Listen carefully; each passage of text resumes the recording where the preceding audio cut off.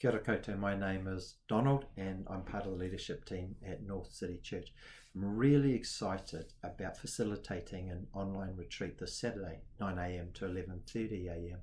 based around finding hope in these uncertain times.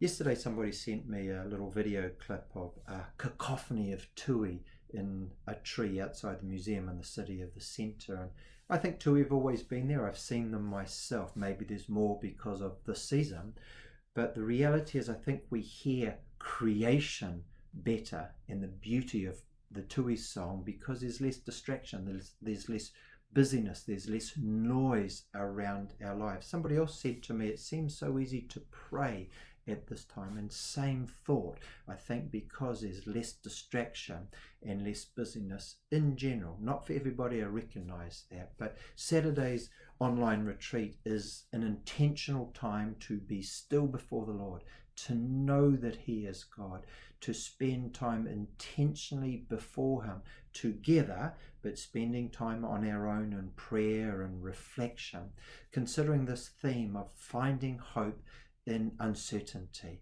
There's a beautiful invitation from the Lord to come before Him, to know that He is God, to reflect on what are His promises to us, to understand the place of suffering woven together with the unleashing of hope. So that's my invitation to you. If you'd like to know more about that or like to register, just email me, donald@northcity.co.nz. God bless.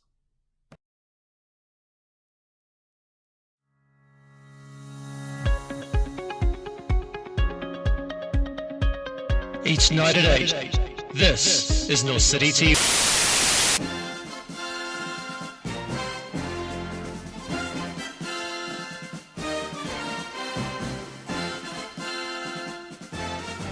Hi everyone, hope you're doing well in the time of lockdown. For those of you who don't know me very well, I started coming to Northcity in May 1988 as a young married couple with Barry Dodge. We were youth leaders at Northcity for 13 years and had a time of about 3 years leading the church before Donald and Janice came to be our pastors. We also had our kids, Jaden and Jenna, that grew up during that time with us as well. And over 32 years, seen a lot of changes, a lot of hard times, a lot of good times. We've been through earthquakes. Personal earthquake for me was when Barry died in March 2011, which was just after the February earthquake. It was so good just being in a family of people who loved and supported us through that time, which was really hard. What I do know through all of that is that God is so faithful and He is true to His word that He will never leave us or let us down, and He doesn't promise that everything will be great, but He promises that He will be with us through it. So I just wanted to share what lockdown means for me. I'm in a bubble here at home with Nathan, and I'm still doing some work, although not so much to do now. It's sort of dropping off a little bit, and we're getting lots of jobs done, and I'm sort of half introvert and half extrovert, so there's a part of me that just loves getting jobs done, and I've been like spring cleaning and ticking off lots of things on our list, which is good, and it's quite motivating and feels good to get those things done. We've been quite resourceful with food and using up stuff that is in the freezer and just enjoying making new things and trying new recipes. But I think one thing that God's been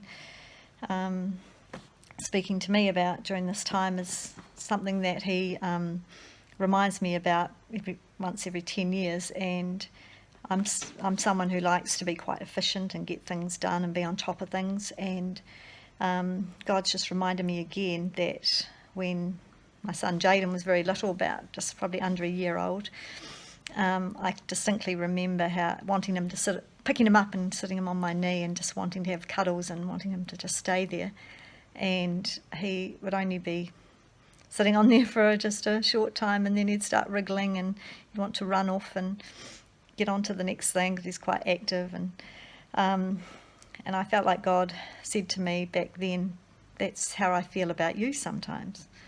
And it kind of stopped me to think about that, because obviously knowing what that feels like from being the person whose knee is being sat on, your heart is just to spend the time and have that unique time with the person that you love. So God's just reminded me about that again over this time in the lockdown, that he just wants me to spend time with him and to be in his presence and to be with him. And and so the way for me to do that I find personally, is I love going walking. There's a reserve up the road that's got a lovely lake in it, and swans and ducks and geese and birds, and just beautiful creation all around me. I love walking, and I feel really close to God there. It's my thin place. Thin place just means the place where the veil between me and God's presence just feels so thin that it's the closest way I can be with him without actually tangibly being in his presence.